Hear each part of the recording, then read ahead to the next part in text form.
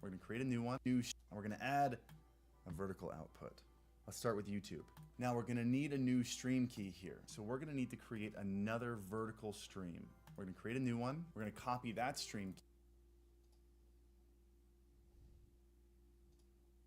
key, create another vertical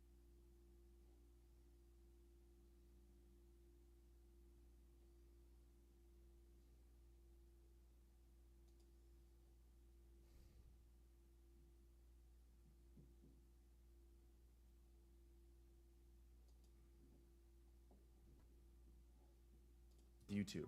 Now we're going to need a new stream key here. So we're going to need to create another vertical stream. We're going to create a new one. We're going to copy that stream key to create another vertical stream. We're going to create a new one. We're going to copy that stream key. Bro, what the hell, man?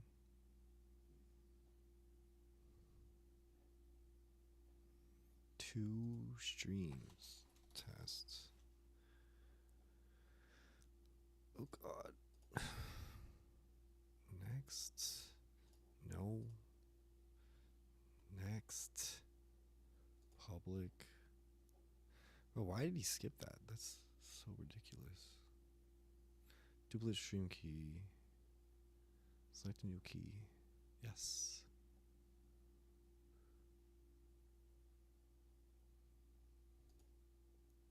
This will end your streams using this key, No.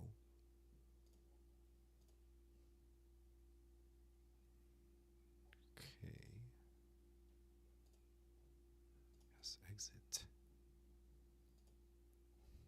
Key. Need to create another vertical stream. We're going to create a new one. We're going to copy that stream key. What the fuck? Oh my god, didn't even... Man. Vert. Create. Copy. Paste.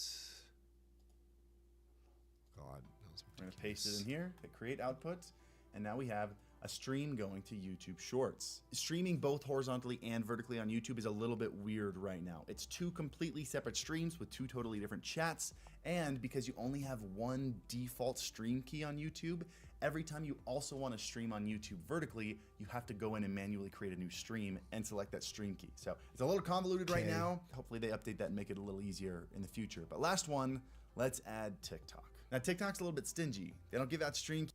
Why is it not going? Oh. Is that why?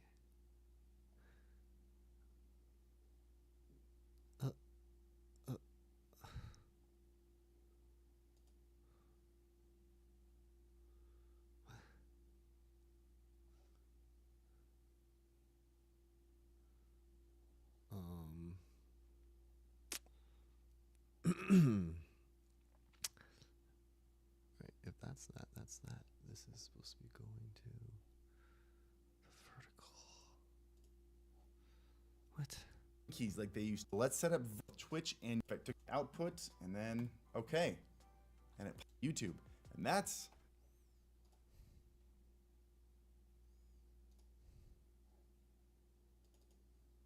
Bro.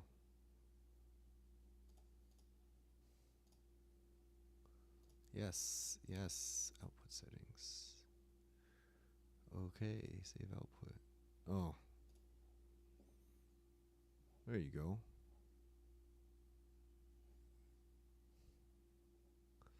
Okay then.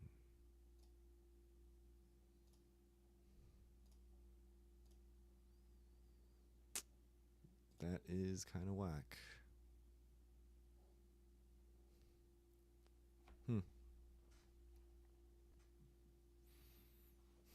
Okay, next. basically how this works.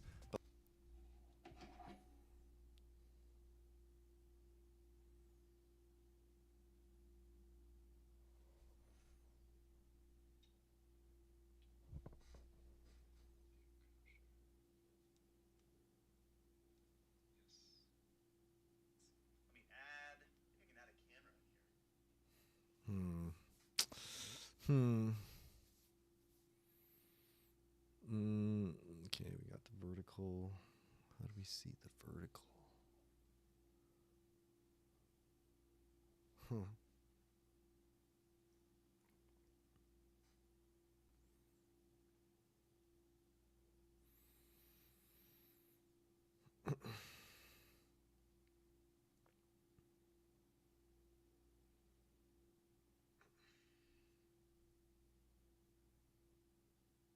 What? Okay. So But let's set up vertical because some of the vertical platforms have some details Okay, you need to know. whatever. Now on this stream, I want to stream to both Twitch and YouTube in horizontal, and then YouTube Shorts and TikTok in vertical over here. If you're not familiar with how vertical works, it works the exact same way as the main canvas. So we have our scenes, we have our sources. Let me add, I think I can add a camera in here. Oh, like let's add our display capture, and I can add my camera right here. Just ignore all the lines. And cool, this is what I want to stream to vertical while this is streaming to horizontal. So let's go back into our multi-stream settings, click vertical canvas, and we're gonna add a vertical output. Let's start with YouTube. Now we're gonna need a new stream key here. So we're gonna need to create Streaming, another go. vertical stream. We're gonna create a new one. We're gonna copy that stream key. Aye, aye, aye. We're gonna paste it in here, hit create One output. waiting. And now we have a Okay. stream going to YouTube Shorts. Go Streaming live. both horizontally and vertically on YouTube is a little bit weird right now. It's two completely separate streams with two totally different Finally. chats. And because you only have one default stream key on YouTube, every time Okay. you also want to stream on YouTube Whoa, vertically, whoa. you have to go in and manually create a new stream and select that stream key. So it's a little convoluted right now. Hopefully they update that and make it a little Super easier in the future. complicated. But last one, let's add TikTok. Now Huh. TikTok's a little bit stingy. They don't give out stream keys like they used to. They want you to use their TikTok Studio app. Come on, man. Just super annoying. Let's download it. We added something cool. Why is it not going? To watching. What the fuck? Oh man. Which stream are you watching?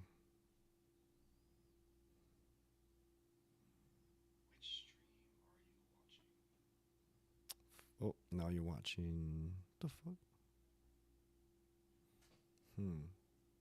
Cool into vertical to make it easier to stream to platforms like this. And it's the virtual output here. So if you turn on the virtual output, manually create a new stream and select that stream key. So it's a little convoluted right now. Hopefully they update that and make it a little easier in the future. But last one, let's add TikTok. Now TikTok's a little bit stingy. They don't give out stream keys like they used to. They want you to use their TikTok Studio app, which is super annoying. Let's download it. We added something cool into vertical to Alright, make fuck it it. easier to stream to Let's do platforms like TikTok. this. And it's the virtual output here. So if you turn on the virtual output, you can add a camera here, select OBS virtual camera here, and now man. your OBS vertical canvas is also your live streaming canvas. And now your OBS vertical canvas is also your TikTok vertical canvas. And here we go. TikTok stream is also set up.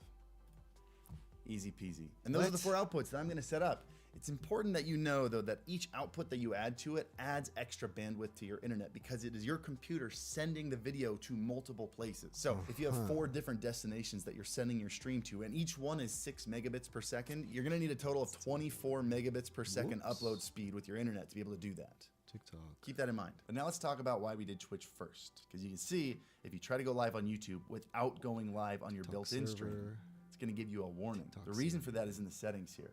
If you go to your YouTube output and hit Jeez. advanced setup, you'll see that it's using your main encoder or it's using the encoding from the built-in stream. Basically, multi-stream is taking this stream and then just sending it to other places. So if this stream's not running, it won't work. And it's really cool that it does that because it means your computer only has to render your stream once and then it just sends it to multiple places. It's not rendering a different stream for Twitch and then a different stream for YouTube. It keeps the processing power Sounds like requirements Twitch. low. But if you've got a beefy computer and you want to send one stream to Twitch and one stream to YouTube, you can actually change the encoder settings here. If you change both the video and the audio, it will let you go live without being live on your built-in stream. But the main reason we set up Twitch first is because Twitch has an extra setting called the VOD track here. One that the audience listens to while you're live and one that shows up in the VOD later. So if you want to play music in the background of your stream and then you want the music to be gone in your VOD so it can't get VODs, damn muted, it. you would set that up. As of right now, since the plugin is brand new, we don't have that feature built into multi-stream. So if you want to use a VOD track, just make sure you do Twitch first. We'll add it in later. We just don't Oh have my it yet. God. VOD track's a super great thing to do because even if you're using copyright-free music like Stream Beats, which is officially endorsed by Twitch, Twitch's audio recognition will misrecognize some of the What? songs as other copyrighted songs Jeez. and will mute your VODs. It happens with all safe music over there. The system's not great. But that's it. We're done here. You can now multi-stream to multiple vertical and multiple horizontal sources at the same time. And vertical also has a lot more still to gotta do it. the Like for TikTok example, one. if something happens on stream that you want to upload to TikTok, you can actually click this button to retroactively record the past minute and then save it to a folder. So you just toss it on TikTok after your stream. I'll put that video up in the corner up here and also in the description below in case you want to see it. It's pretty awesome. How did I do on time, by the way? I'm pretty sure I blew it. I always do, but hit the like button anyway and leave your favorite emoji in the comments down below for engagement. I love you. Happy streaming. And because you only have one default stream key on YouTube, every time you also want to stream on YouTube This is vertically, weird. you have to go in and manually create a new stream that and even select that stream working? key. I So got- it's a little convoluted right now. I guess Hopefully it's they update that and make working? it a little The easier fuck? in the future. But last one, let's add TikTok. Now TikTok's a little bit stingy. Oh, I wish I can test that vertical. Let's see. They don't give out stream keys like they used to. They want you to use their TikTok Studio app, which is super annoying. Let's Studio app. download it. We added something cool into vertical to make it easier to stream to platforms like this, and it's the virtual output here. So if you turn on the virtual output, you can add a camera here, select OBS virtual camera. Added something cool into virtual output, make it easier to stream to platforms like this, and it's the virtual output here. So if you turn on the virtual output, you can add a camera here, select OBS virtual camera here, and now your OBS vertical canvas is also your live streaming canvas. What the hell? Oh, yeah. So if you turn on the virtual output, you can add a camera. Oh. Okay, Download it. We added something cool. Geez, you skipped the install. Okay. Where is it? Download Live Studio. I guess. Which make it easier. You can add forms like this, and it's the virtual output here. So if you cool into vertical to make it easier, super annoying. Let's. Oh my God! Download Live Studio. Okay, get it for Windows. Download it. We added something cool into vertical to make it easier to stream to platforms like this, and it's the virtual output. Okay. So we need this.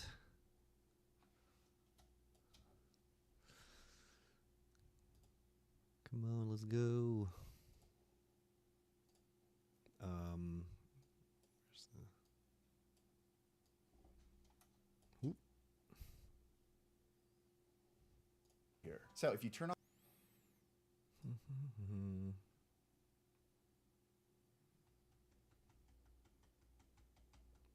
Come on, come on. Oh shit, I need a TikTok account. Install.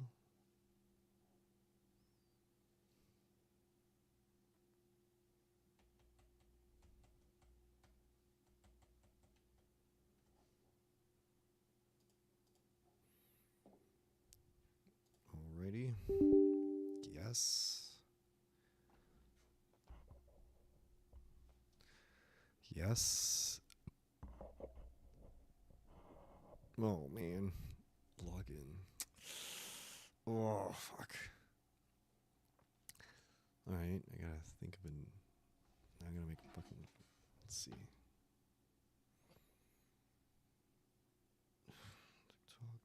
TikTok. Ooh. Use my personal. Shit. Oh, what? Let's check. Whoops. Change the profile. Ow, shit.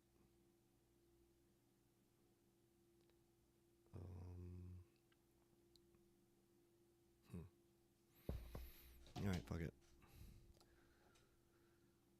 What is my TikTok?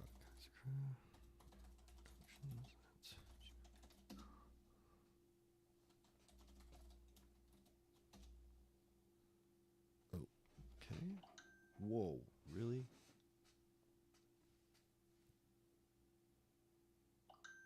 Okay, what the fuck is this?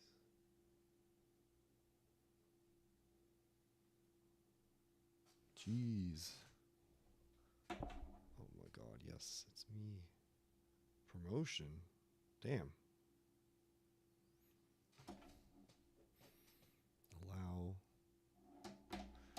Oh, let's go. What?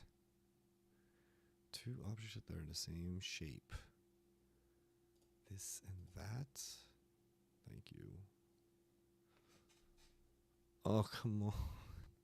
What?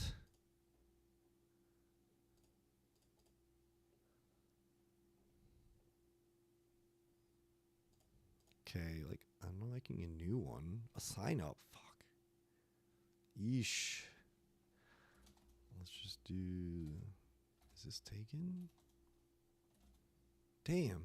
Isn't available. Skip.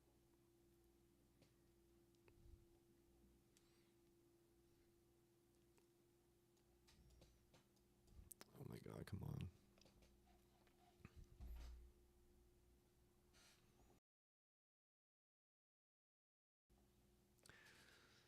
I can't believe there's one viewer.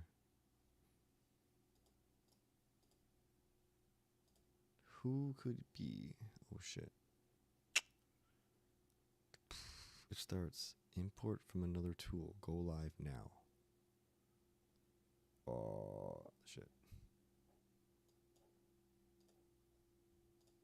Turn on the virtual output. You can add a camera here. Select Oh, OBS shit. virtual.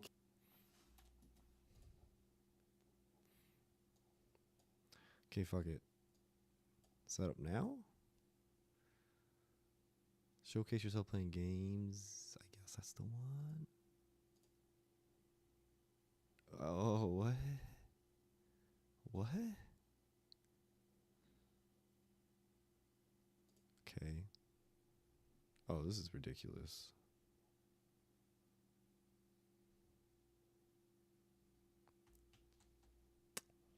Oh, I guess I gotta do this.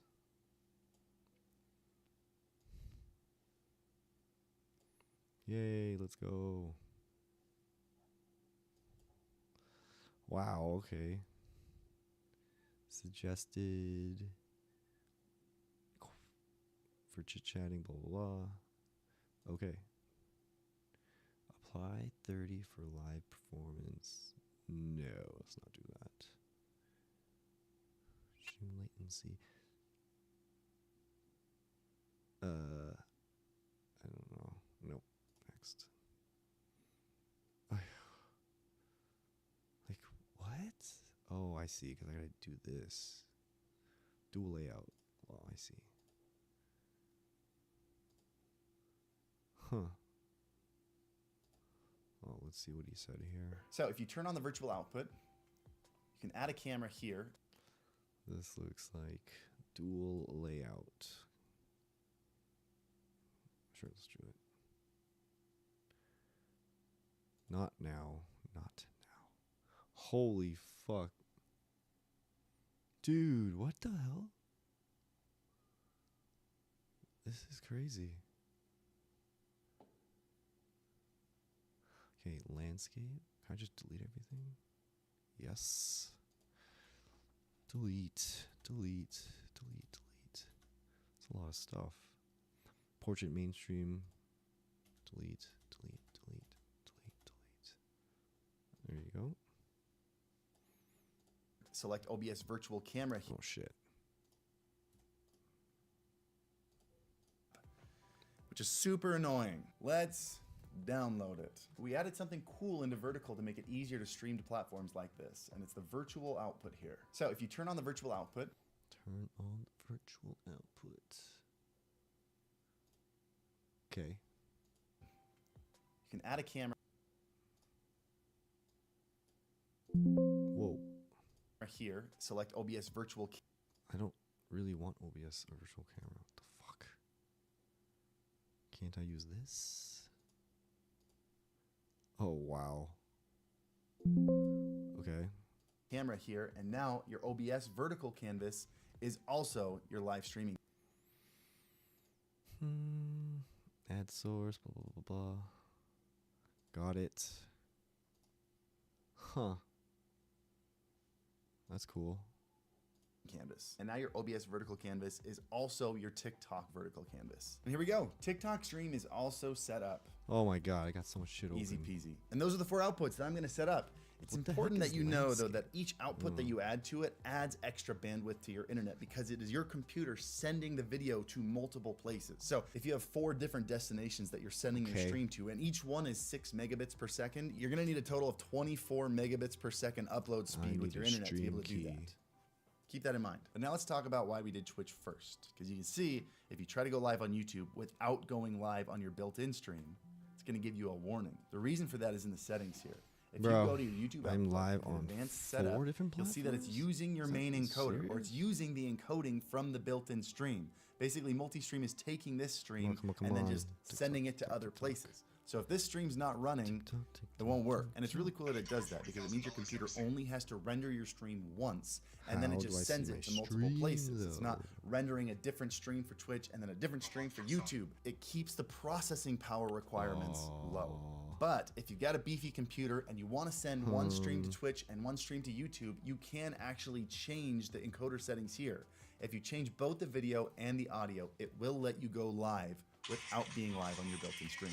But the main reason we set up Twitch first is because Twitch has an extra setting called the VOD track here. One that the audience do I listens go- to while you're live, and one that shows up in the VOD Oh, later. I'm not even so if live, you want to that's play why. music in the background of your stream, and then you want the Okay, music to let's be go live. gone in your VOD so it can't get muted, Live studio you would access. set that up. As of right now, since What? the plugin is brand new, we don't have that feature built into multi-stream. Bro. So if you want to use a VOD track, Really? just make sure you do Twitch first. We'll add it in later. We just don't have it yet. But the What? VOD track is Live a super studio great thing to access do will be because available. even if you're using copyright-free music like Stay tuned for StreamBeats, updates. which is officially endorsed by Twitch, Twitch's You're audio live. recognition Oh, will okay. misrecognize some of the songs as other What? copyrighted songs and will mute your What? VODs. It happens with all safe music over there. The system's Damn. not great. But that's it. We're done here. You can now multi-stream to multiple Log out. vertical and multiple horizontal sources at the same time. And vertical also has a lot more to it. Like, for example, if something happens on stream that you want to upload to TikTok, you can actually click this button to retroactively record the past minute and then save it to a folder. So you just toss it on TikTok after your stream. I'll put that video up in the corner up here and also in the description below in case you want to see it. It's pretty awesome. How did I do on time, by the way? I'm pretty sure I blew it. I always do, but hit the like button anyway and leave your favorite emoji in the comments down below for engagement. I love you. Happy streaming. Did I say I love you twice? I don't know. Oh, that's cringe. Okay. I need a proper TikTok account.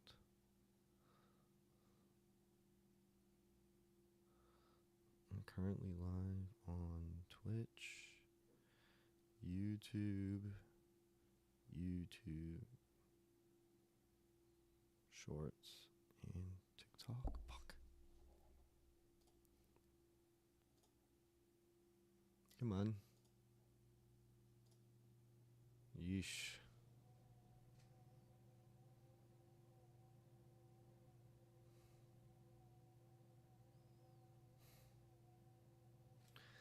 All right.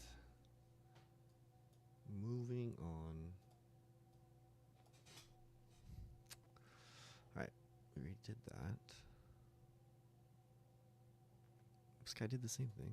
I just spent a few weeks multi-streaming, and what I learned is most services and tools absolutely suck. Setting them up is annoying. Okay. Get into the video.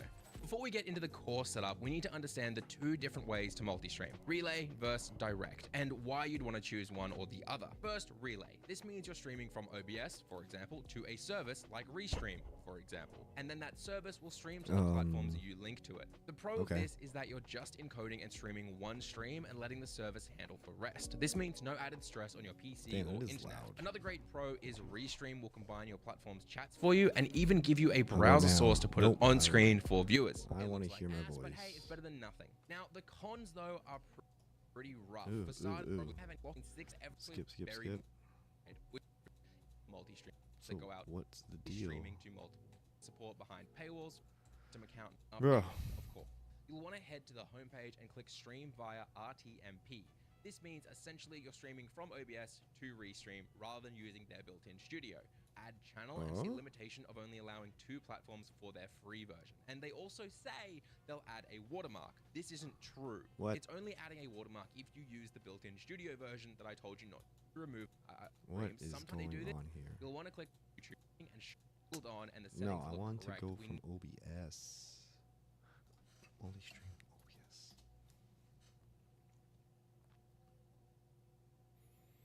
Alright. Fuck it, I guess I did it. Multi-stream or restream? Ugh. I don't really care. This is 4 months ago. Oh, shit. Okay, 4 months ago. So a new multi-streaming plugin for OBS just came out yesterday. It's called Atom Multistream. It's made by the same When did people this that made come out? Atom Vertical, and this is the new standard for multi-streaming going Huh. forward. If you're looking to stream on Twitch, YouTube, TikTok, assuming Oh, TikTok Facebook stops too. being assholes Damn and it. lets us have stream keys. This plugin adds a new dock to OBS Facebook where too? you can add all your different accounts for all your different platforms. My God. And you just pick the ones you want to go live on, and you're Oh, man. Okay. TikTok, but then I need a stream key. Fuck. TikTok Live Center. Oh, man. Sure, let's do it.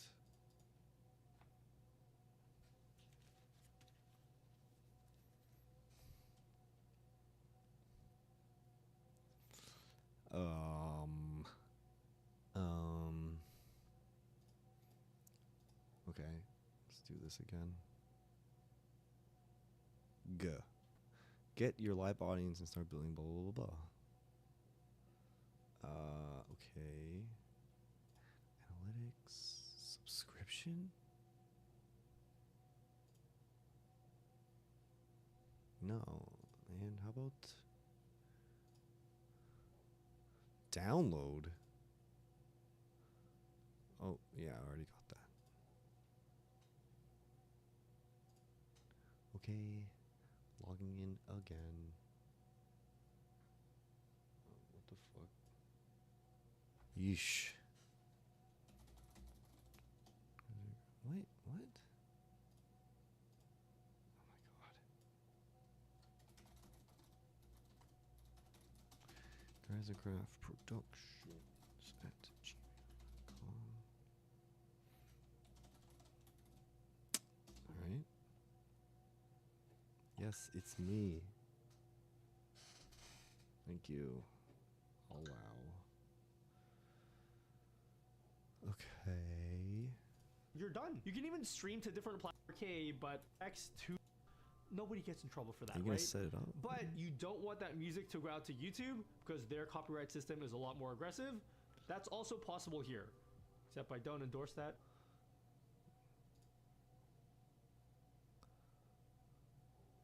How to get a stream key. TikTok server. Please enter. You can find this. Blah blah blah blah blah. Okay.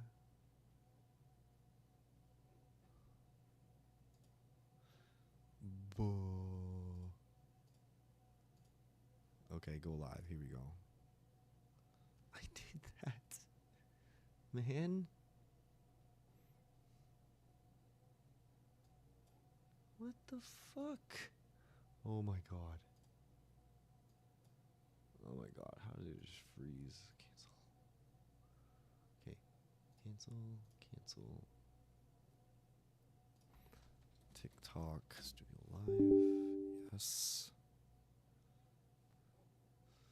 Where are you opening? Is that it? Okay.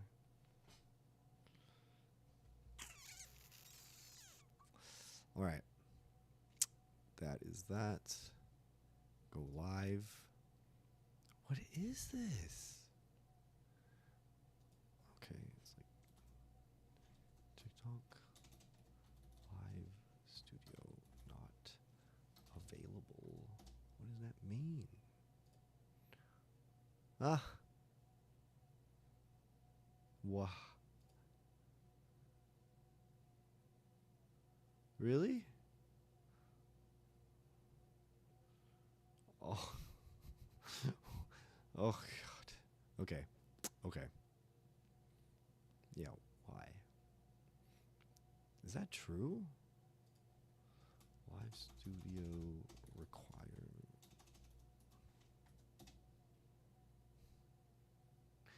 Oh, okay, it's right here. What are the requirements? Just fucking tell me. Yes. Yes, that's great. Why? For more details, visit the Access application page. Bro. Okay. Okay. Fuck your live center. Oh wait. This is live center. Where's the access page, man? Okay, these are useless. Useless. Useless. How do I get access? Download, start. Okay. Visit the access application page. Here we go.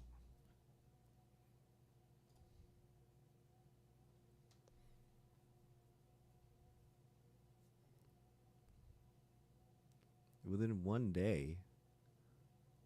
Okay. Okay. Oh.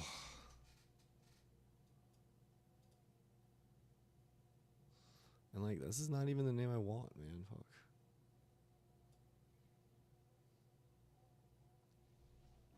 Man. Yes, that's me. That's me.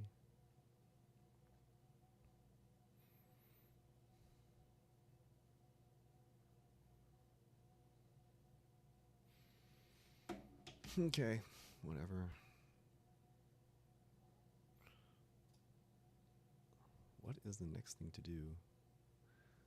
I'm currently live here, I'm live here. Huh. Let's go back to Senpai.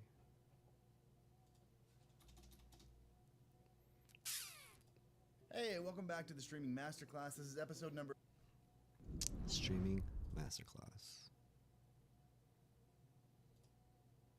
Lighting is the easiest and cheapest way to upgrade your stream, because not only is it way cheaper to upgrade your lighting than it is to upgrade your camera, Okay, but also no, not that there's a good one. chance you're doing it wrong right now. Just like me. Most stream I've been waiting to do this for a long time. I've been so lucky Ugh, to be able okay, to do let's just go streaming through this tutorials shit. full time on this channel for years now, but the problem is that I kind of just do whichever one feels relevant. Like, they're just kind of all over the place. A lot like me. You can't really find them all together in one easy place in the right order. Until now. Today, we're starting a series of short, easy-to-follow tutorials that we add to every month for free right here on YouTube. We'll start today with an OBS masterclass, and then we'll add an audio masterclass and a camera masterclass, and maybe even more, and we'll put them at the very top of this channel in a group called a Streaming Masterclass. Streaming Masterclasses. I haven't spent enough time deciding on that yet. So today we're going to start at the beginning, which is a very good place to start. And by the end of this super short tutorial, you should be able to go live with your very first Twitch stream with a camera, 2 scenes for gameplay and just chatting, some alerts, and even music. Let's jump into it. Let's start with the ones who make this entire video possible and thank the sponsor Owned.tv, which is super relevant to this video, actually. We'll have a whole dedicated video to alerts and overlays in the future in this series, but if you are looking to get started on aesthetic needs, making your stream look pretty, there's no better place to look than Owned.pro. Owned just added a whole new suite of free features to help you get started with your overlays and alerts, which is things like if you find an overlay that fits your vibe but it's the wrong color, you can just change the color later, and even things like quickly finding images and widgets to add to your stream to make it completely unique to you. Owned.pro just gives you so many easy and free and cool customization tools that the other guys just don't really give you. So go check them out. I'll put a link to them in the top of the description, and let's get started building your first stream. One of the first big questions people ask when they get started is, should I use OBS or should I use Streamlabs? And short answer, in 2024, OBS. Streamlabs started as a way to help brand new streamers get started easier, especially back when OBS was a little bit more confusing and didn't really look at. But nowadays, things have changed quite a bit. Now Streamlabs has become more well known for hiding most of their features behind paywalls and actually using considerably more CPU power than regular OBS. And also with OBS, there's an endless list of really cool free plugins that you just can't use with Streamlabs, because then they wouldn't be able to charge you for their stuff. I recommend OBS, and so does everyone else that does what I do. So let's download OBS. We're gonna go to obsproject.com. We're gonna click on the operating system that we use, and it starts downloading automatically. Easy peasy. And there's one last thing that's going to pop up here before you can start building your scene. It's the auto configuration. If you're just getting started, this is a great tool. Make sure it's set to optimize for streaming. And next, and what it's going to do is it's going to check your PC's power and your internet connection and just kind of set up the basic settings for you, so you don't have to worry about it. And you can connect your Twitch account here. I'm going to connect mine later. And now we're finally here. Let's get started. Let's make our first scene, and let's start with the most important one. Start with the gameplay scene. There are a lot of streamers that only make a gameplay scene, and that's all they use, and that's fine. So we're first going to name our scene by right-clicking on it, going to rename. We're going to call it gameplay scene. And then we're going to add our very first source. And we're going to add our actual gameplay full screen source. We're going to do that by going to game capture, which is right here. We'll go ahead and leave it the name game capture. We're going to set this to capture any full screen application. That means that anytime I launch a game, it's automatically captured and put as the background of this. And just just so you can see it, let's actually launch a game. I've got this little indie game called Bread and Fred. It makes me so happy. So you can see I've got my gameplay here, and if I move it down, I can see it being captured in OBS. You probably also notice that it looks like I'm not capturing all of it in here. That's because I don't even have we're this. working with what the stream sees is 1080p, but my gameplay, my monitor here is 4K, and so it doesn't fit. We're gonna grab this little square here. We're gonna drag it in. We're gonna move it. We're gonna get this to fit perfectly on our canvas. And you also may have noticed that mine snaps to the edges like that. If yours doesn't do that, or maybe it does and you don't want it to do that, all you have to do is go to your settings, Oh, make sure you're in general, true. and go to source Fuck. alignment snapping. And do whatever you want with that. There's also one other common way to capture your screen on a PC like this, and that's using display capture instead of game capture. What that's going to do is that's going to capture your entire display. We'll name it display capture here. Again, let's resize this to fit the canvas properly. And no matter what is on your screen, that's what's going to show up in here. That way, if you want to do some more just chatting style content, maybe show some YouTube or anything in a browser, something that's not a game like this, it's going to capture just whatever's on your monitor. The only downside of this is it does utilize a little bit more resources than game capture. So if you use this, but you're gaming and you notice you're dropping some frames, you might want to switch to game capture instead of display capture. I've got a pretty beefy PC, so I'm actually going to leave this at display capture. Now let's add our webcam. We're going to add another source. This time we're going to choose video capture device. And we're going to name it webcam. Oh, I think I did this. Under device, we're going to pick our Elgato Facecam Pro. So what I'm using right now, you may have seen it appear here because I forgot to put it up there before we started. I'm going to leave the rest as is. And again, you can see this is a 4K webcam, so it doesn't fit. You can just see my big old forehead in there. But let's make this extra small, and we're going to put it on the side of our gameplay over here. By the way, this video capture device is also what you'll use if you're capturing like a PlayStation or Xbox or Switch, and you're going through a capture card, which I will have a video on in the future. But that's where those are Capture all found. One thing I'm not card. crazy about on this webcam right now is how much blank space I'm capturing, but I'm taking up Let's so much see of the who's canvas. So I'm going to hold gaming Alt, today. and then when I drag it from the side like I did before, instead of resizing, it's just going to crop. So I'm just going to cut this down to only what I need. That may have been too much. There we go. So now I can bring it back up a little bit larger in size. But I'm not going to take up too much of the gameplay scene. And there we go. We have a completely solid gameplay scene. I know it's only two sources, but this is actually what a lot of people are using now. They've really shrunken down, minimalized the overlays in their scenes. But now we have our gameplay scene. Let's start our chatting scene. So we're going to add another scene here. Yo, We're going to call it chatting. need to play this. And we're going to add that webcam back in, but we're going to make it full screen. So we're going to add a source. We're going to go to video capture device. This time we're going to add an existing source that we've already added to a different scene before. It's webcam. It's right there waiting for us. Let's resize it. And I mean, you know, maybe we aim it a little bit better. Maybe I have it What the positioned fuck? better, but my cable is too short and I didn't have time to find a longer one for this video. So this is our just chatting scene. Something kind of cool that a lot of people don't know is that when you add a crop the way I did by holding Alt and dragging, and I added it on the webcam here, it didn't save over to the webcam on this scene. When you crop the way I showed you, it only applies to that specific layer that you added it to. Whoa, But now we have our clean gameplay is scene. Let's set up our that? chatting scene. So we're going to add another scene here. We're going to call it, this time we're going to choose video capture device. Bro, see my big old forehead. This is another thing I'm not Done, like I did done, before. done. Now I can bring back what a lot of people are using now. They've really shrunken down, minimalized their overlays in their scenes. But now we have our gameplay scene. Let's set up our chatting scene. So we're going to add another scene here. We're going to call it chatting. I wonder if I'm viewing myself. And we're gonna add that webcam back. Is in. someone We're gonna actually add a source. We're watching? gonna go to video capture device. This time we're gonna add an existing source that we've From already Twitch? added It has scene to be from before. Twitch. Webcam, it's right there waiting for us. Let's resize it. And I mean, you know, maybe we aim it a little bit better. Maybe I have it positioned better, but my cable is too short and I didn't have time to find a longer one for this video. So this is our just chatting scene. Something kind of cool that a lot of people don't know is that when you add a crop the way I did by holding Alt and dragging, and I added it on the webcam here, it didn't save over to the webcam on this scene. When you crop the way I showed you, it only applies to that specific layer that you added it to on a specific scene. Really? But if you want to add a crop that will apply to all of your scenes, you can right click on it, go to filters. Under effect filters, you can add a crop or a pad. And in there, let's add, I don't know, 300 pixel crop on the left, 300 pixel crop on the right. And now that's actually going to apply to every single scene. Anytime you use this source now, it will have that same crop. So this is great for people who want to have maybe an ongoing theme throughout all of their sources. You can have things shaped a specific way by using filters. The last thing we need to add to our stream is our microphone. So for this one, I'm going to go to settings. Microphone, I'm gonna go to got audio, that. and I'm going to go to mic auxiliary over here, and I'm going to set this to my microphone. Whoa. In this case, it is the beacon mic. So you can see I have Did two I audio do sources that? running right now. The first one is my desktop audio, which just captures anything coming from my computer, like Spotify, my gameplay, YouTube, whatever. And I have my Oh. microphone coming into it. I don't have that. We're gonna hit OK, and now you can see under mic, if I tap the microphone, it makes a sound. One of the mistakes I see a lot of Do I people make is need they plug in a to do webcam that has a microphone built into it, and they also plug in a microphone. No. They don't realize they're getting audio from both of them. So if this were my webcam microphone instead of my actual microphone, what I would do is I would mute it, then I would click on these three dots, and I would hide it, and then it would just disappear. Now you'll have to do that on every scene that the webcam is added to, but it's a great way to get rid of that. You can also add a microphone by going into sources and adding an audio input capture. What that's going to do is that's going to add it to your scene as a source specific for that scene. monitoring By going into the device. settings and going into audio, what we're doing is we're adding global audio inputs. So by adding our microphone here, it automatically applies to every scene. You can see it right here as well. So if you Okay. have a scene where you want a I specific guess. audio source, like maybe you're a really cool streamer and you have a scene where you're in another room or you're over on the other side of the room and you want a microphone to only show up during that scene. And honestly, if you Switching wanted a simple between setup, I go between scenes. scenes by ignoring the bias stream, but it's not that hard to figure out. You can also set scene changes to hotkeys on your keyboard. That's right in your settings over here under hotkeys, and we'll go into that more in a future video, but it's not that hard to figure out. You should give it a shot. One of the main things we're still missing here is alerts, like an animation that pops up on the stream when someone follows or when someone donates. And that is going to require a whole video on its own. So if you'd like to stick around for that, make sure you hit the subscribe button. While you're down there, hit the like button and drop your favorite emoji in chat, which will let YouTube know that you like these videos with your sweet, sweet engagement. Thank you. Now let's just connect our Twitch account because I didn't do that earlier, and this is not the way it was when I first started. It's gotten way easier. You used a great thing to come feature on this music service. Hours of music. Today, the day this video came out. Today, I'll link to it down below in the 4 years and Apple Well, Music and what is actually this, on all the epidemic things. And we just added sound? another 8 to music service actually, but it has thousands of tracks all available for free on Spotify and Apple Music and well, actually on all the things. And we just added another 8 to 9 hours of music Stream today, Beats. the day Cool. this video came out. Today, I'll link to it down below. In the 4 years since we launched Stream Beats, not a single streamer has gotten a DMCA strike. But you should be aware that Twitch's audio recognition software is very imperfect. So if you go back to try to rewatch some of your streams later, it's called a VOD. You'll notice that some sections are probably going to be muted, and that is a misrecognition done on Twitch's part, and it happens. There's a Got way it. to avoid that, and that's by setting up your music so that it doesn't show up in your VOD. It's only in your live should stream, open and that will also be a tutorial in the Shopify future in this or masterclass. If you play Spotify. Stream Beats or any other safe music through Spotify or Apple Music directly on your desktop, it will show up right in the audio mixer under desktop audio. That's where it'll be. And congrats, your very first stream is set up, ready to go, everything you need. You should congratulate yourself by getting yourself a really Come good on. mousepad over at reallygoodmousepads.com. Did I really advertise 2 of my own products at the end of this video? Maybe that's part of the masterclass. Maybe it's the business. And we're on to the last thing you're gonna need for your stream. For a proper stream, you need Spotify and Apple Music and Stream Beats by Harris Keller. Stream Stream beats. Huh? This. Yeah, let's do this one. Stream beats.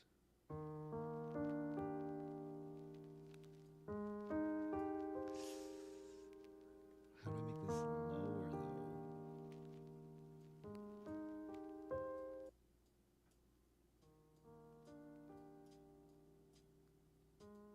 Ugh, much better. Okay. Well, actually, on all the things. And we just added another 8 to 9 hours of music to the day this video came out today. I'll link to it down below. In the 4 years since we launched Stream, not a single streamer has gotten a DMCA strike. But you should be aware that Twitch's audio recognition software is very imperfect. So if you go back and try to rewatch some of your streams later, it's called a VOD, you'll notice that some sections are probably going to be muted, and that is a misrecognition done on Twitch's part. And it happens. There's only one way to avoid that, and that's by setting up your music so that it doesn't show up in your VOD, it's only in your live stream. And that will also be a tutorial in the future in this masterclass. If you play Stream Beats or any other safe music through Spotify or Apple Music directly on your desktop, it will show up right in the audio mixer under desktop audio. That's where it'll be. And congrats. Right. Your very first stream is set up, ready to go, everything you need. You should congratulate yourself by getting yourself a really good mousepad over at reallygoodmousepads.com. Did I really advertise 2 of my own products at the end of this video? Maybe that's the part of the masterclass. Maybe it's the business and about diversifying your income so you're not relying on Twitch. Or maybe I'm just a shill for myself. I don't know. Argue about it in the comments. I'll see you in the next video. Goo. Happy streaming. Okay. Next. Okay, between these 2 cameras, I want you to guess which one is 4K and which one is 720p. I'll give you 3 more seconds. I'll tell you the answer. All right. You guys made your guesses? Show them. Did you get it right? And if you didn't, I got good news for you. Here's the deal. In this episode of OBS Masterclass, we're going to go over everything you need to know about webcams. So how to set them up, some tricks, and how to make the cheap ones look better, and even some tips and things you need to know for picking the right webcam for you. Let's make this quick and painless. Let's jump right into it.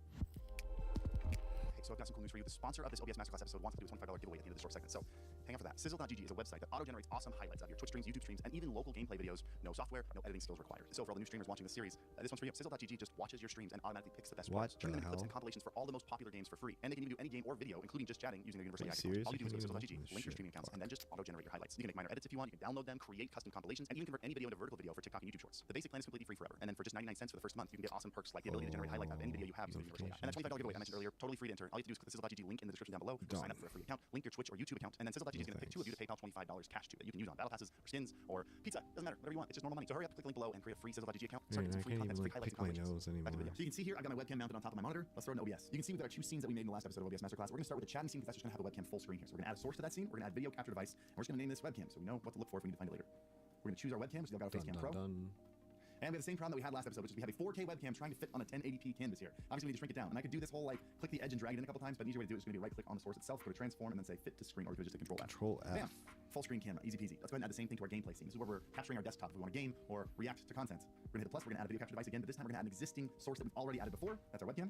Again, same problem. This time I'm going to use this corner here because we need to make it even smaller, because it needs to fit over on the side of the screen. I like mine centered vertically, but on the side. But the problem we have here is this camera, like most cameras, are oriented horizontally. So we have all this blank space here that's not important for them to see, but it's covering my gameplay or whatever we're capturing on my screen. So we're gonna hold Alt, and we're gonna drag it from the side. If I'm going fast, by the way, it's because we went over this in the last episode. So make sure you check the OBS Masterclass playlist if you want to see some of the stuff on some of the quick OBS tricks that I'm doing right here. Yeah, that's good. That's good. I think that's pretty solid. Let's even trim it up a little bit top and bottom, so we're only getting the important stuff.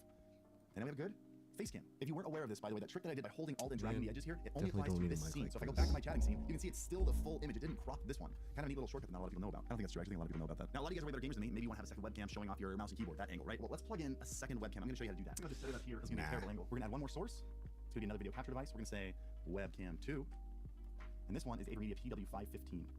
And look at that, there we go. My cable's a little short, so I'm kind of limited on potential angles here. I'm probably just making excuses. Anyway, let's pretend this is a top-down camera and I want to put it underneath my main camera. Let's again crop this in, really crop off the unimportant stuff. It's just my hand. Let's make it the exact same size. There we go. And if I want, I can use the arrow keys to move it around by 1 pixel at a time. Let's see how far this one is. This one's 15 pixels from the edge. It's 16.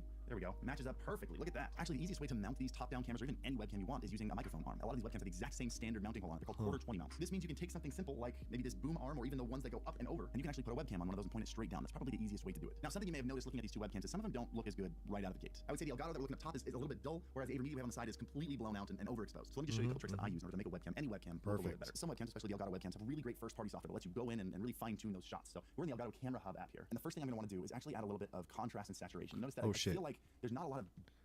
How would I do that? You love listening to your favorite artists, and we love listening to you. So let's talk. Darks in this shot. Even the black areas, like this thing right here, looks a little gray. So let's add some contrast. And you could That win a month of gloriously Contrast. uninterrupted So that music means I would need to with add Spotify that. Premium. That means you can enjoy On all your favorite this? artists ad-free. Sound good? Then all you need to do is hit the banner now for your chance to win. Damn. don't know how I do that. Right now, you're listening to all your music on Let's see, shuffle Joy mode Cam. with the Spotify free Oh, maybe experience. filters.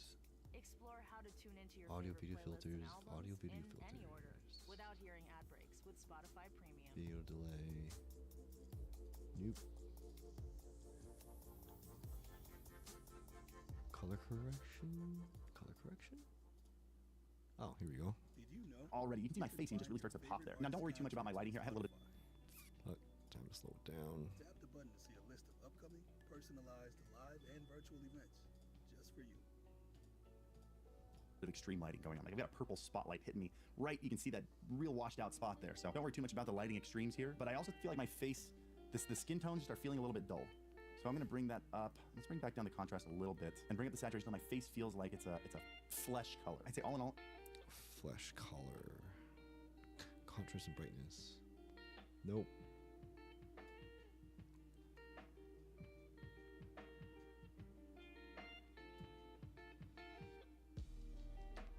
I think it was good.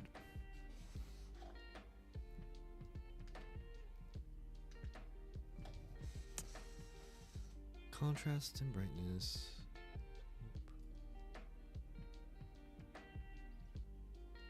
Okay, defaults.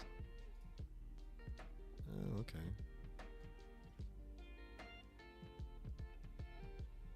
I think that looks.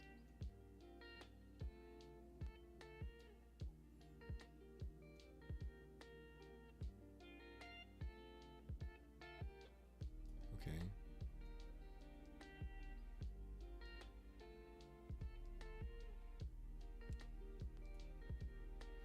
I guess. I think we're looking pretty good here. I think we got some nice color in there. We got some nice contrast. The face looks natural, at least on this side where we don't have the super harsh lighting, but I think we've got this nailed in here. Now, sometimes Really? Okay, well. Mine's kind of like that.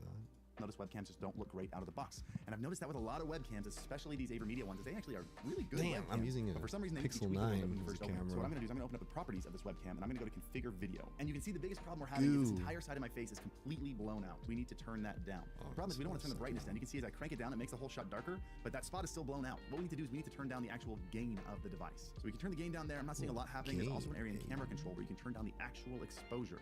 See, the auto exposure on this isn't great, so let's turn that off. Now let's bring it down manually, and you can see my forehead start to actually come alive again. There we go. We can actually see the detail on my forehead again. Now the shot's a little bit No, dark, but we no. have detail again. This is actually properly exposed. Now we just need to go back here.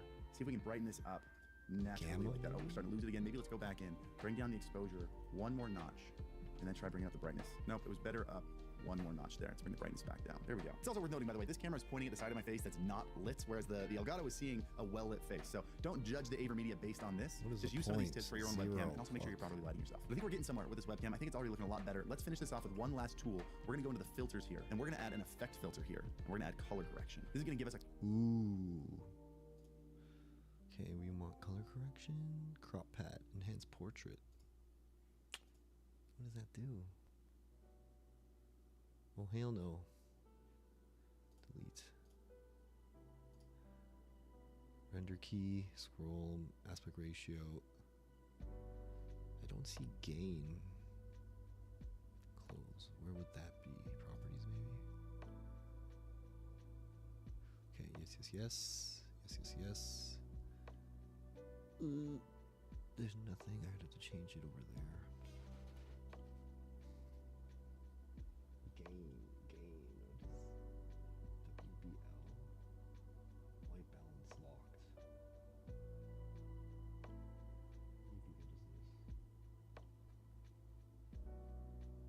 Oh shit.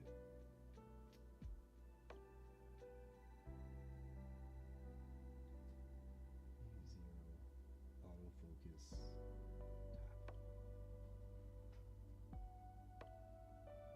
Whoa, no. What?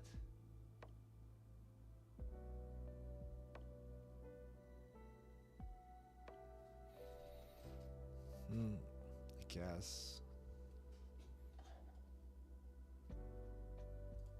Oh no. Filters, here we go.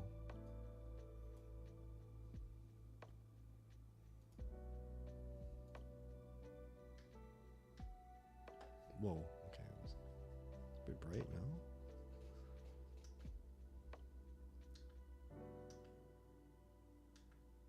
Okay, if it's off, looks like that. It's not. Put it up once.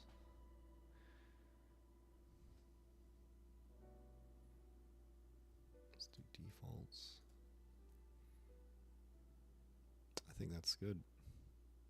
A couple more tools for really coloring our camera here. One of the problems I have is it feels a little bit magenta. It feels a little bit pinky. Even like this wall right here, you can see this is supposed to be white and it looks a little bit red. So let's mess around with color correction just a little bit. Fully aware that the biggest problem right now isn't the webcam, it's the lighting. But what I think I'd like to do is just bring up the gamma a little bit and then add a tiny bit of contrast in. That brightens it up a little bit. Brightness doesn't look good. We don't want to do that. And the last thing I want to try to do is fix some of that redness. Even in general, something I like to do, I think it makes my videos feel a little bit more calming, is I like to add a little bit of teal into it. So we're gonna go to color multiply, add a little bit of teal.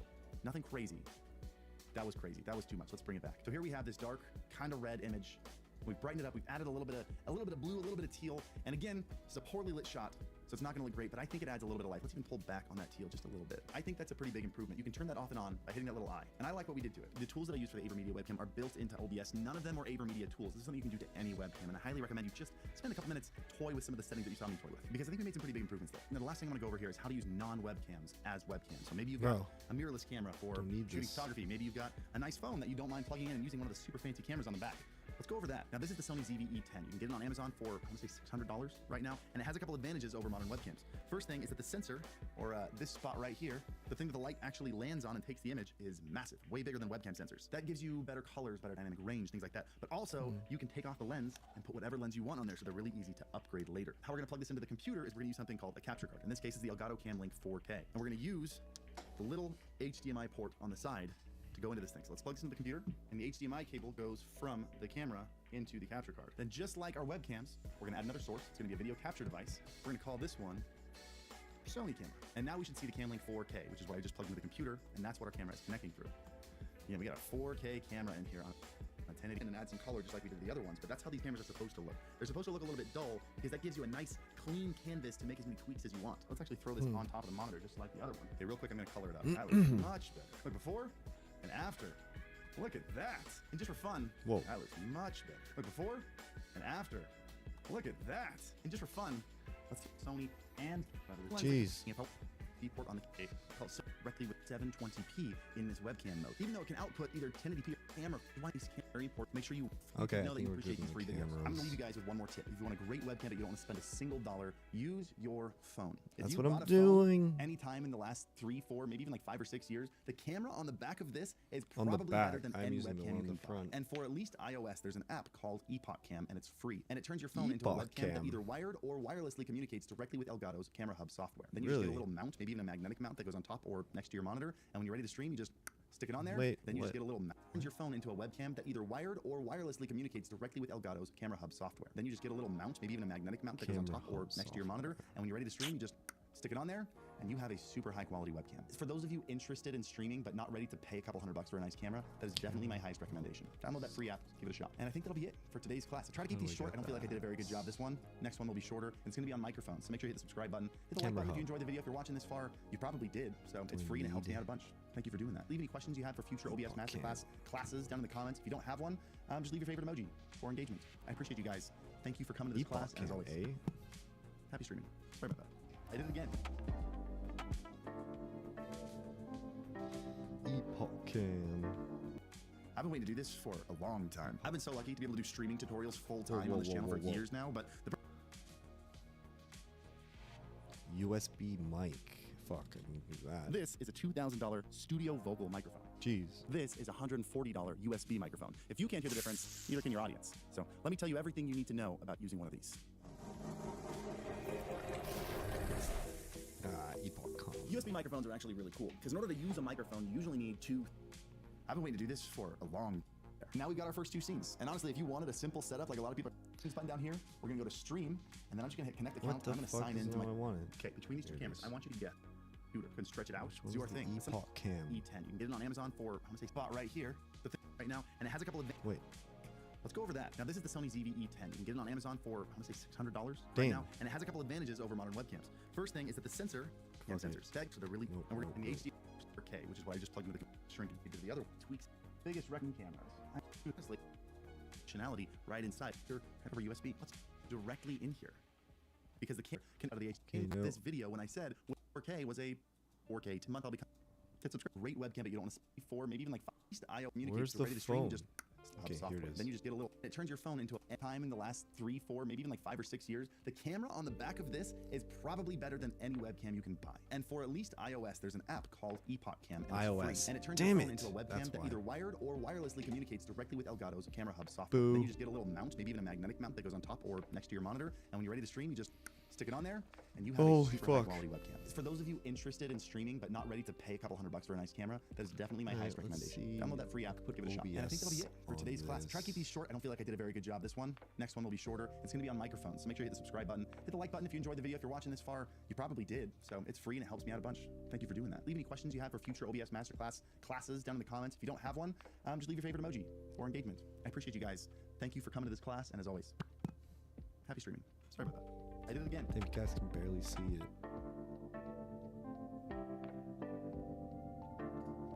I've been waiting to do this for Okay, okay. Done. Webcam done. USB mic. Sure. This is a $2,000 studio vocal microphone. This is a Jeez, what $140 happened here? USB microphone. If you can't hear the difference, neither can your audience. So let me tell you everything you need to know about using one of these. USB microphones are actually really cool because in order to use a microphone, you usually need 2 things. You need the microphone, and then it has to plug into something called an audio interface. You can see it plugs into the XLR jack right there. And the interface is kind of the powerhouse. It does a couple different things. It boosts the microphone using something called a preamp. It does all the processing, so you can choose how loud is the microphone when you're listening to it, do add EQ, and then also converts it into digital so you can send it right to your computer over USB. And if you were to take both the microphone and the interface and combine them together, you What? have a USB microphone. It's kind of a 2-in-1 machine. And the goal of these USB microphones is to take something as complicated as this whole setup right here and make it simple enough that anybody can plug one into their computer and just use it. And some of these microphones do that really well. So let's plug this thing in. I'm gonna show you how to set it up. I'm gonna show you things you can do to make it sound better. And then I'm gonna give you some suggestions and things to think about when picking your own microphone at the end of the video. I was about to say let's plug this thing in, but it looks like I already did. So let's get started. The very first thing we're gonna do in OBS is we're gonna go to our audio mixer over here. We're gonna see our microphone input. We're gonna hit these 3 little dots, go to properties, and then we're gonna make sure the device says mic in on the Elgato Wave 3.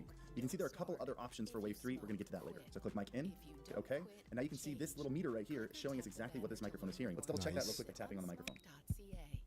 Yep, you can see it's definitely this microphone that's being picked up. And now that we have a microphone sending a signal to OBS, the next thing we need to do is make sure our levels are set, or volume of our microphone, essentially. Some microphones allow you to do it on the microphone, like the Elgato Wave 3 here, for example. You can see I can do it with the dial on the front, but if it comes with software that allows you to do it in there, you're gonna get a little bit more control. So let's jump into that real quick. We're gonna open the Elgato Wavelink software. Here we can see our Elgato Wave 3, and if I click the down arrow, we can see our input gain. The gain is the microphone level itself.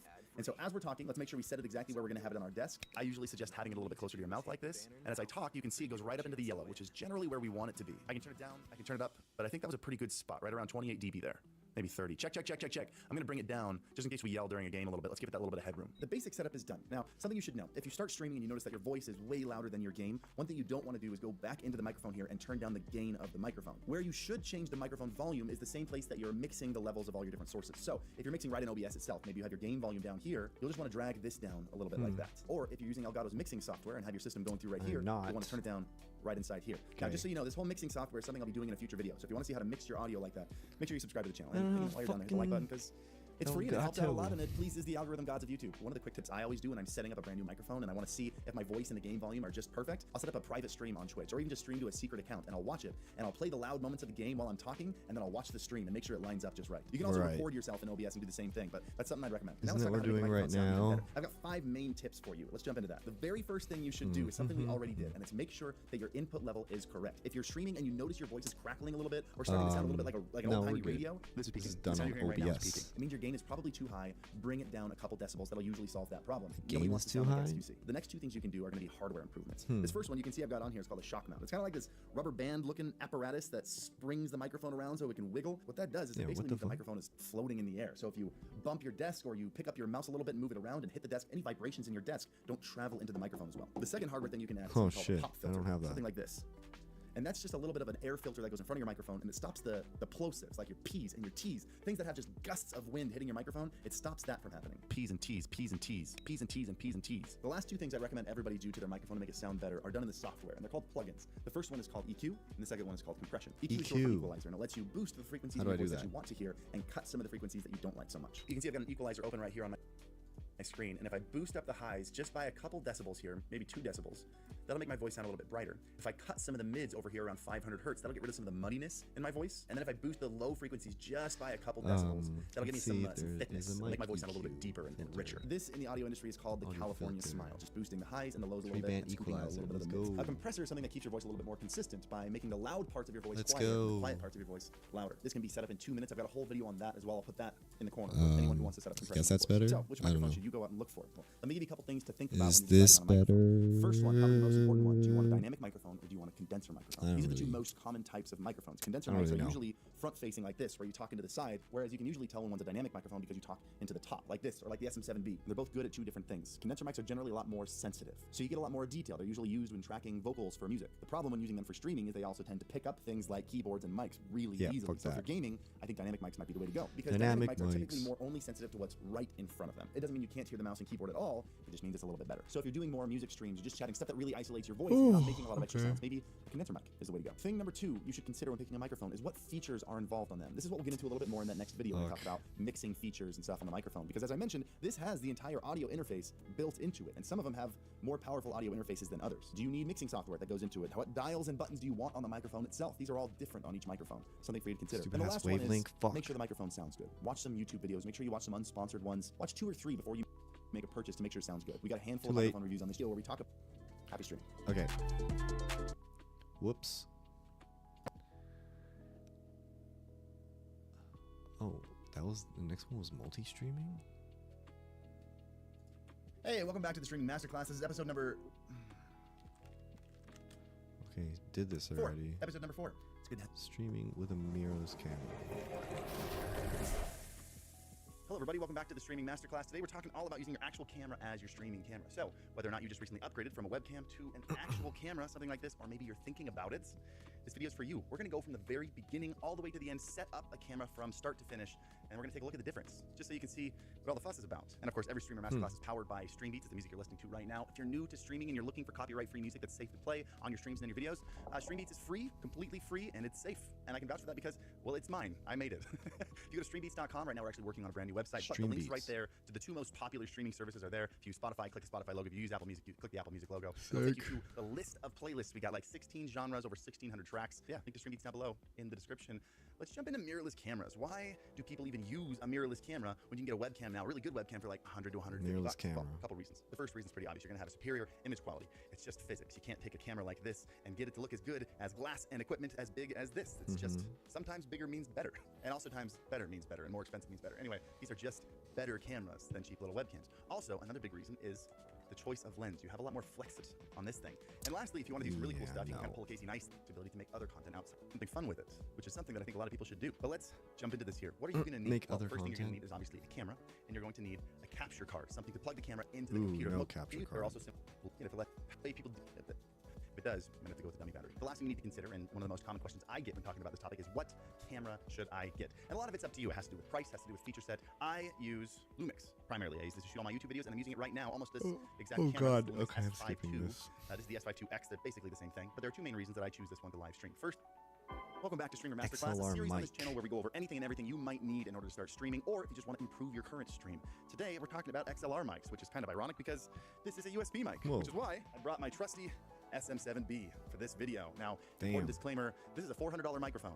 You don't need a $400 microphone. There are plenty of cheaper microphones. For example, the Rode Pod mic is fantastic. The Wave DX by Elgato is also great. Let's move this so it's not in my face. I just happen to be working in a space with a lot of microphones handy, so I grab the industry standard, but please don't overspend on a microphone. Anyway, in this video, we're going to be going over the basics of setting up an XLR microphone and plugging it into an audio interface like this one. This is the Stream Deck Plus with the XLR dock. We'll go over properly setting up the mic gain so your voice is the right volume, setting up multiple input channels so you can control your gain volume separate from your teammate and your music volume, and even a couple more advanced features like That'd be Twitch pod track nice. and submixes. So hit that like button to show the YouTube, our sponsor, elements that you can completely customize to create your own stream style. You can second scratch last one multiple channels for streamers. First, the face we want to use. It was a lot easier with our XLR interface. Link to all those in the description below as well. But let's get started. I'm going to plug my SM7B into my XLR interface, plug the XLR interface into my PC, and let me show you what to do first. This is Elgato software right here that controls their XLR interface. The first thing that we need to do is tell Windows that this is our audio interface we want to use. It was a lot easier on Windows 10. You could just right-click the speaker and go to Sounds. Now you have to right-click the speaker, go to Sound Settings, scroll down, and click More Settings. Because Windows is the one that's one speech chat. As this Okay, wait, hold on. channels for streamers. Super cool. That is a long list of a variety of devices. I will link to all those in the description below as well. But let's get started. I'm going to plug my SM7B into my XLR interface, plug the XLR interface into my PC, and let me show you what to do first. My SM. Okay, so you've got need across Elgato. most streaming. I'm going to make this library, create elements from scratch. Own.pro is an easy and fast way to get started streaming. Check them out at the link in the description below. I'm going to make this video extra simple because there are a lot of different XLR interfaces that you can use. So just because I'm using the Elgato one, because it's one of the most common streamer ecosystems to be a part of, you can still use the things I'm talking about in this video across most streaming XLR interfaces. And just to give you a list of some that have the features you'll need as a streamer, you've got the Elgato Wave XLR, the Beacon Studio, the Roland Bridge Cast 1, and those three are my favorites, by the way. I just posted a video last week comparing those three, so if you're looking for an interface, I'll link to that one in the description. You can also use the Go XLR with these features, and as of recently, I believe the Rodecaster Pro and Rodecaster Duo were just updated to add multiple channels for streamers. Super cool. That is a long list of my XLR interface. Plug the XLR. We need to do is tell when Wavelink.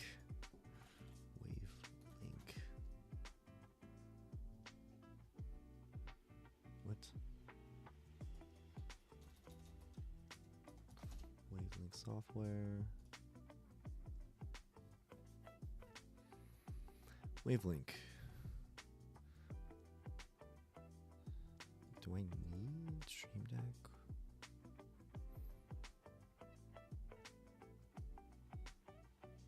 What the hell's this?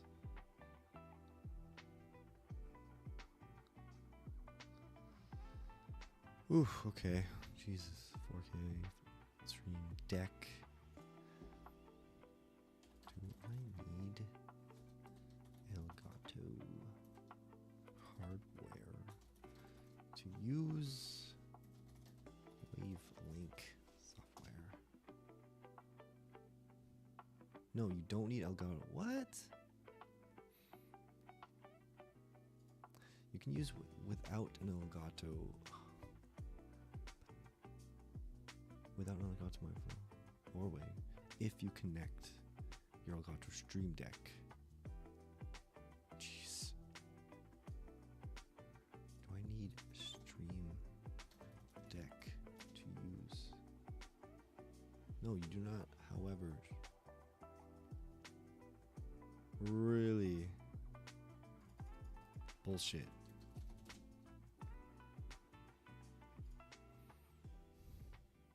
Wavelink. Let's just download this shit again. Tis the season to get festive with your workout at Planet Fitness. And with friendly staff and fitness training included, we've got Who your is watching? I back bet you're in. for carrying Must be all a those mod. holiday presents. Your arms Oh, for shit. hanging all your cute ornaments. And your legs for all that last-minute shopping. Whew. Get moving this holiday season. Get started at Planet Fitness for $1 down and then $15 a month. Offer ends December 30th. $49 annual fee applies. See Home Club for details. In just 2 minutes, an Oral-B electric toothbrush can change your mind about what a toothbrush can do. In just 2 minutes a day, its dentist-inspired round brush head cleans 100% better than a regular brush. And in less time than the average commercial break, you can get that purifying, clean feeling like you just left the dentist. Not bad for just a couple of minutes. Oral-B. Brush like a pro. Come and get it.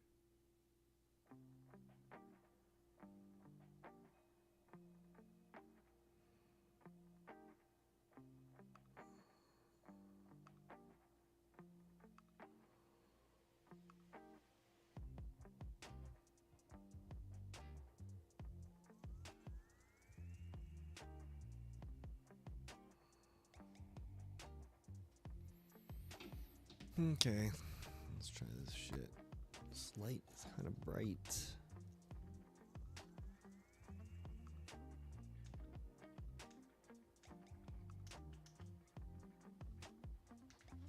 Fuck it.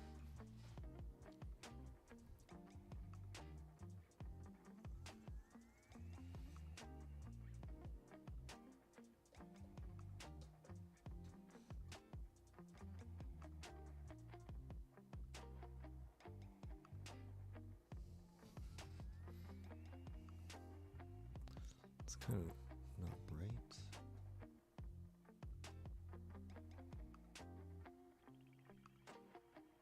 Holy shit. This is pretty bright.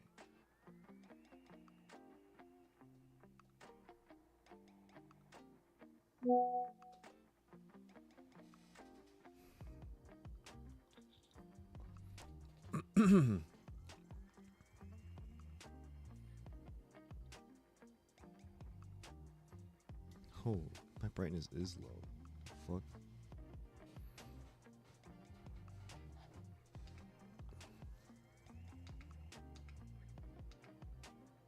Meh.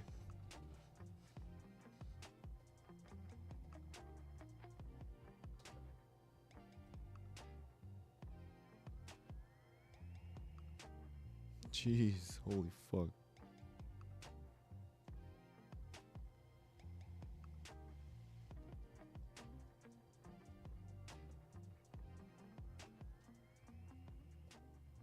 HDR mode.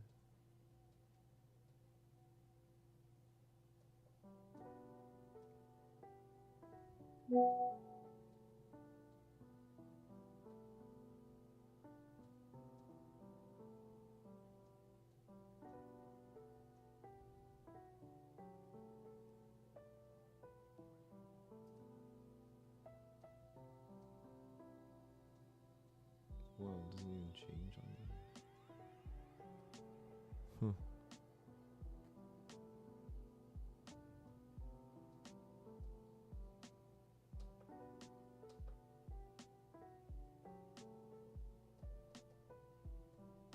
HDR mode.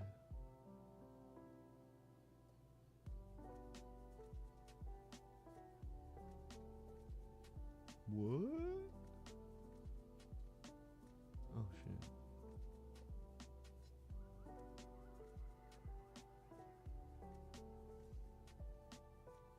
Standard mode.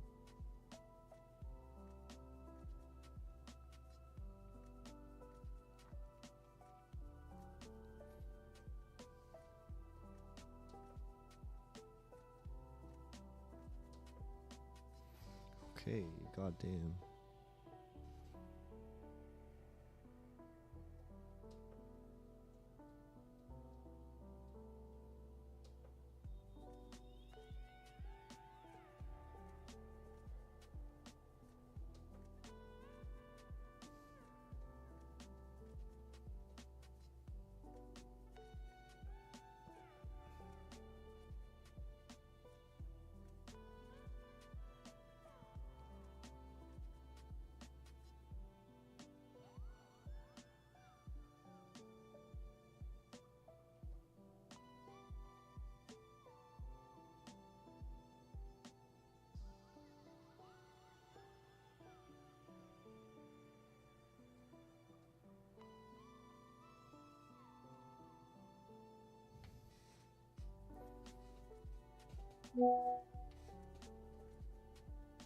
Okay, I'll stick with that. Fuck it. Okay, where was I? This.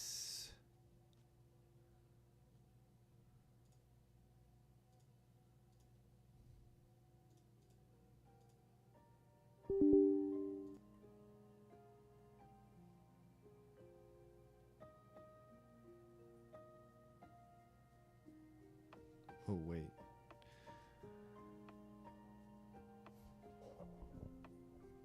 Oh, true.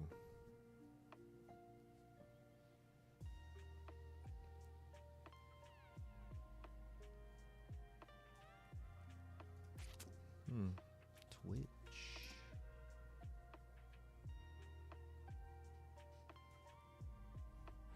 I knew you were looking for something serious from your profile. Oh, God.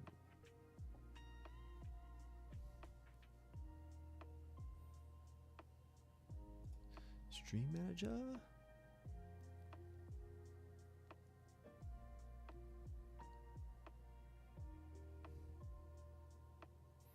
One viewer, man. Who is that? Is it me? No. Ooh. Collaborate and stream with your friends. Oh, that's pretty cool.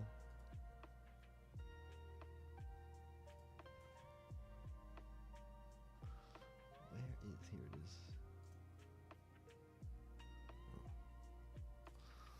Let's type in DSK 0420. this one. Done. Oh shit.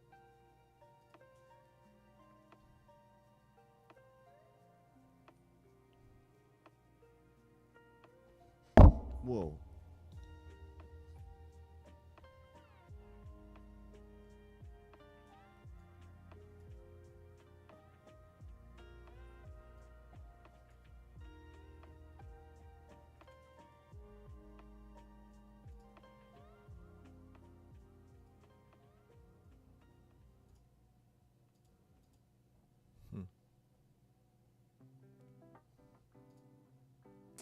Right. Connect compatible wavelengths turns gear into blah blah blah blah. Please connect your wave device or stream deck or run wavelink on your Corsair. What? Okay,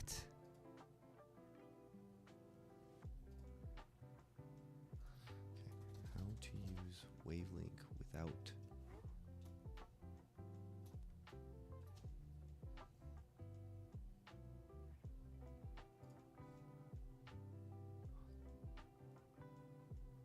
Okay.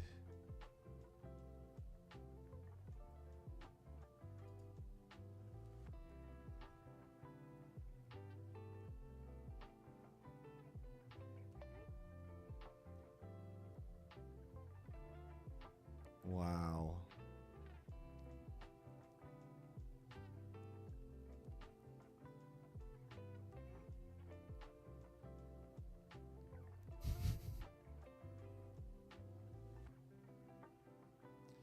I have a key light, face link, wave tank, micro, and they should let us register a project in wavelink.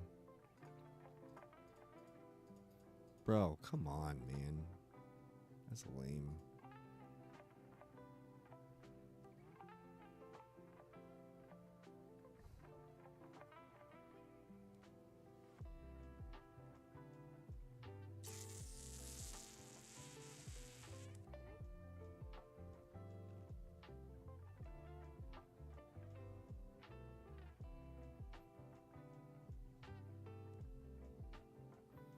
Goo.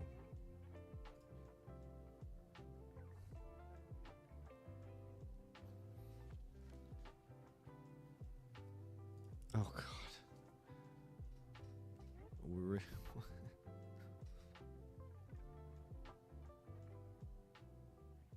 Alright, let's click this.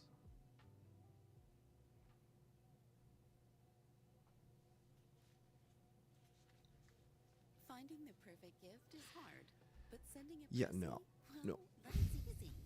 With a wide range of gift cards, there's a Prezi for everyone and every occasion. Digital gift cards that arrive Okay, instantly screw or you, can be wavelength. scheduled for Screw arrival when you you. want via SMS TikTok. or email. Prezi, Whoa. bringing the world's best brands to inboxes across Canada.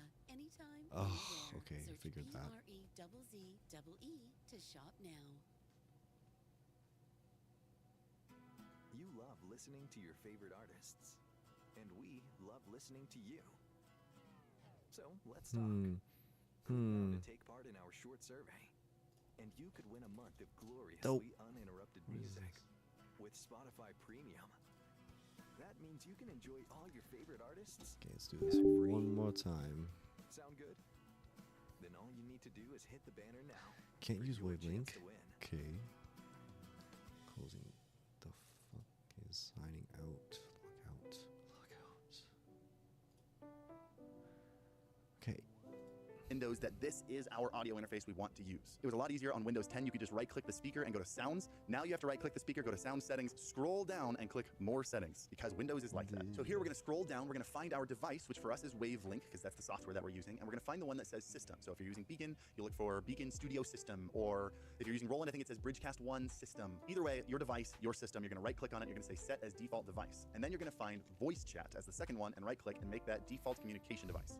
This means that by default, any new audio that that your computer is playing is going to play out of the system, except for communication apps like Discord or Skype will automatically go through the voice channel.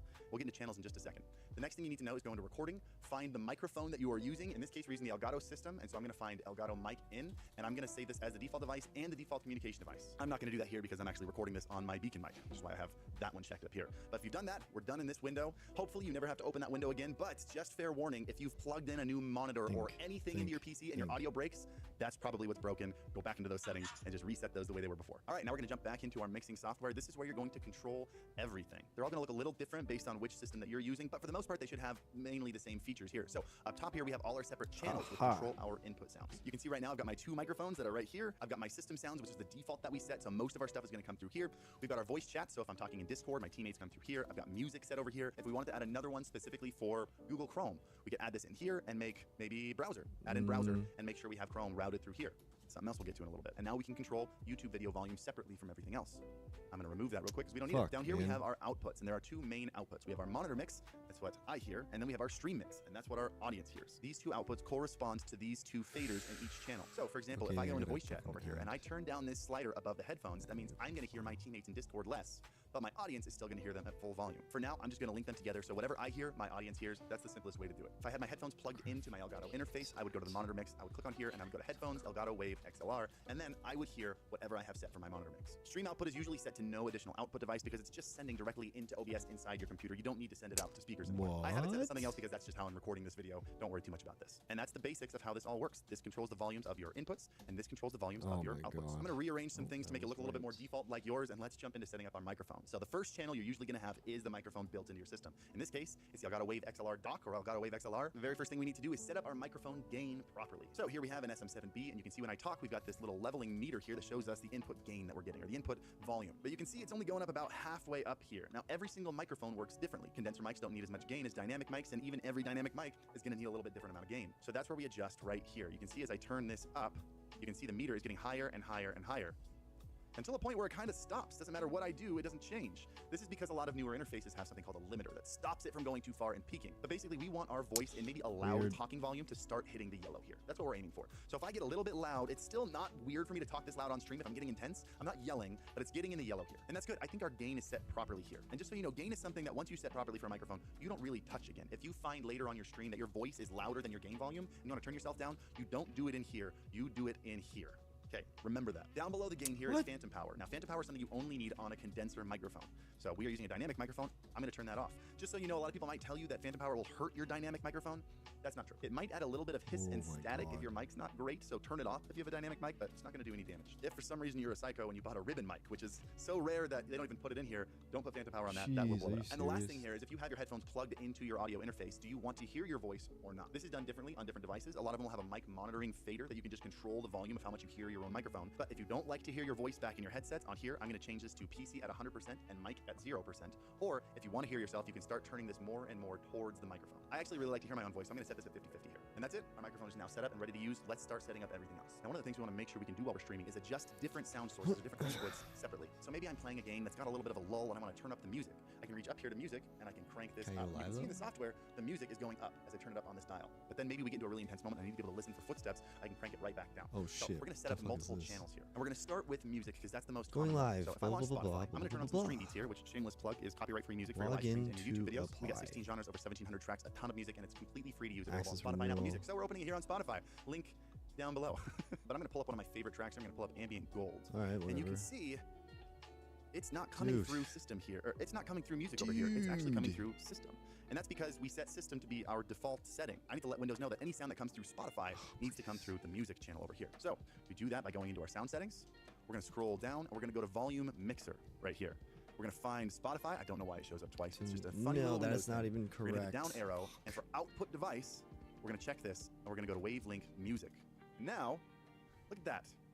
It probably got quieter because we have it turned down so low compared to system, but now we got music in our channel over here, and as I turn up and down the music dial, well, you probably hear it turning up and down in the mix here because I actually have it playing through the recording mix. And that's how it's going to work for anything. So for example, if I launch Chrome here and I pull up a YouTube video, again, let's pull up the music video for Ambient Gold. You can see it's coming through system. I'm going to add another channel called Browser. And under Google Chrome, I'm going to make the output Wavelink browser. And now I've got a separate place to control my browser volume. And this will just be Google Chrome volume. Everything else like my game or a separate app is still Let's gonna be on go. the system. So now you can control all your sounds on your PC separately. Let's send the final mix over to OBS. All right, we got OBS here. It's gonna be very simple. We're just gonna hit settings. Huh? We're gonna go to audio, and then next to mic auxiliary audio, we're gonna click that, and we're gonna set it to Wavelink stream. And that's gonna send our stream mix directly into OBS. And you can see, apply and okay. You can see as I'm talking, that's going up and down, meaning it's picking up my microphone. Lots of times I like to test if it's the proper microphone, that it's not grabbing something else. I'll just tap on the microphone. Man. Live match. And now you're all set. Anything that we mix up here is going to come through in OBS, and our audience is going to hear it. Now, some of you are noticing that even though I'm talking into two microphones here, you're only hearing me once, or it only sounds like you're hearing me in one microphone. Why is that? Let's well, that's where we get go. into some of the nitty-gritty of mixing, especially something called submixes. And this is really cool. Elgato kind of paved the way for here, and I'm kind of proud to say, if you don't mind me bragging a little bit, I actually helped them with this feature a little bit. So you can see at the bottom of each of these sliders, you have both your icons for your monitor mix and your audience mix, but some of them have them crossed out. So this is the microphone I'm talking into now, and this is the microphone over here, the SM7B. Okay, In fact, I'm just to going be easy, I'm live. going to name this one Let's- SM7B. Go ahead and put them next to each other for simplicity here. Now you can see Think. that the audience I mix of the wanna see SM7B my is crossed live. out versus the audience mix of the Beacon, and that's what I'm recording. So the recording is going to hear my Beacon Come on. microphone, but it's not going to hear the SM7B.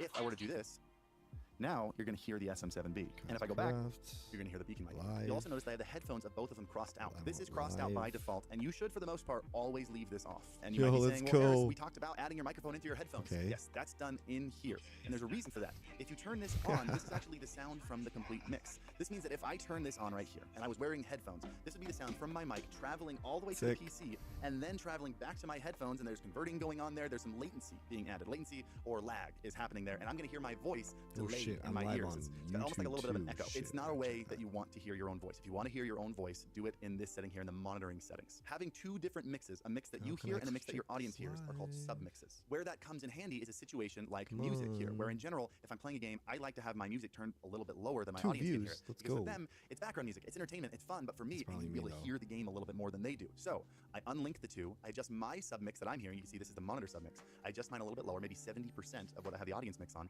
and then I link them back together. That way when I drag one, they both move. I can turn them up and down at the same Come on, time, but mine man. is locked at a lower volume than the Yeah. audience is. Another really good example of this is when I used the Go XLR. For some reason, my teammates came through louder in my headset than they were sent to When- the stream. If I turned down my teammate volume so they sounded good to me, my audience would tell me they were too quiet and couldn't hear them. Okay, So if I turned it okay. up so my audience could hear them, they were really Going loud in my back to headset, this. and the Go XLR at the time didn't have submixes. If I wanted to fix that now, I would just unlink I have voice to chat, buy where this Discord shit. comes I don't in, wanna turn down buy the voice that. chat slider until it sounds like a good volume, and then link them back together. And now even if I Okay.